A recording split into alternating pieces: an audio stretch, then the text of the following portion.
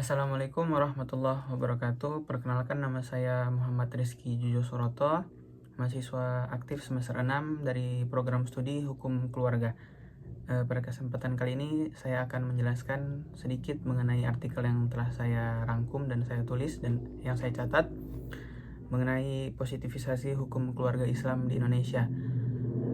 Video ini saya buat untuk memenuhi tugas pada mata kuliah hukum keluarga di negara-negara muslim ya, dengan dosen pengampu Ibu Nur Aziza MH. Selanjutnya, positivisasi hukum keluarga Islam di Indonesia. Agama sebagai sebuah institusi memiliki kepentingan yang signifikan atas keluarga, sebab keluarga adalah merupakan suatu unit kelompok terkecil yang memiliki peran penting dalam melakukan sosialisasi nilai-nilai agama itu sendiri.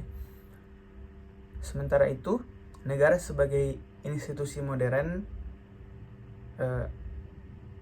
tidak bisa mengabaikan keluarga dalam mengatur dan menciptakan tata tertib warganya, meskipun kepentingan negara ini tidak selalu sama dalam setiap pemerintahannya.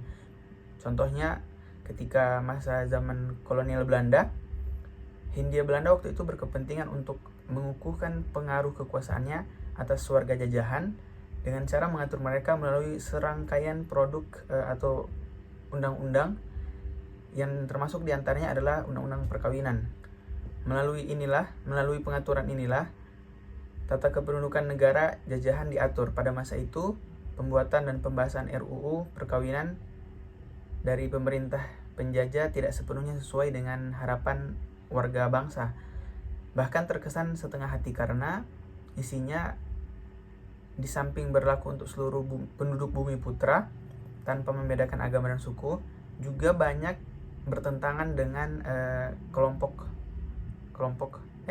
banyak bertentangan dengan hukum Islam, sehingga oleh organisasi-organisasi Islam banyak yang menolak rancangan undang-undang ini. Begitu juga di awal kemerdekaan, Orde Lama menggunakan pengaturan bidang perkawinan sebagai kompromi dengan berbagai kepentingan yang menghendaki kesatuan antara hukum negara dengan hukum umum. Artinya, pembentukan perundang-undangan tentang perkawinan harus berbentuk unifikasi dan berlaku bagi seluruh penduduk Indonesia. Di sini perempuan lebih parah nasibnya karena dalam perkembangannya di kemudian hari banyak terjadi perceraian yang sewenang-wenang dan perkawinan di bawah umur. Demikian juga jauh sebelum kemerdekaan, Raden Ajeng Kartini di Jawa Tengah dan Rohana Kudus di Minangkabau adalah tokoh yang telah lama mengkritik keburukan-keburukan yang diakibatkan oleh perkawinan di bawah umur, perkawinan paksa, poligami, dan talak. Sementara itu, pada masa Orde Baru, pemerintah menggunakan pengaturan perkawinan sebagai sarana pendukung strategi pembangunan, meskipun harus berkompromi dengan berbagai kepentingan kelompok dominan Islam, sehingga sempat menghasilkan RUU perkawinan khusus bagi umat Islam saja, walaupun akhirnya rancangan tersebut gagal diundangkan.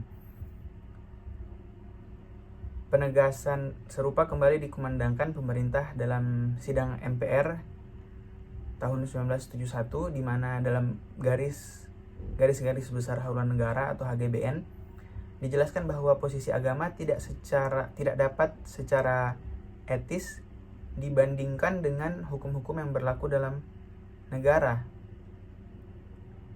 Artinya, hukum Islam merupakan syariat yang mengikat kepada pemeluknya semata, sedangkan norma-norma yang ada merupakan nilai yang sifatnya pribadi dan menyangkut hubungan manusia sebagai makhluk dengan Tuhannya sebagai pencipta.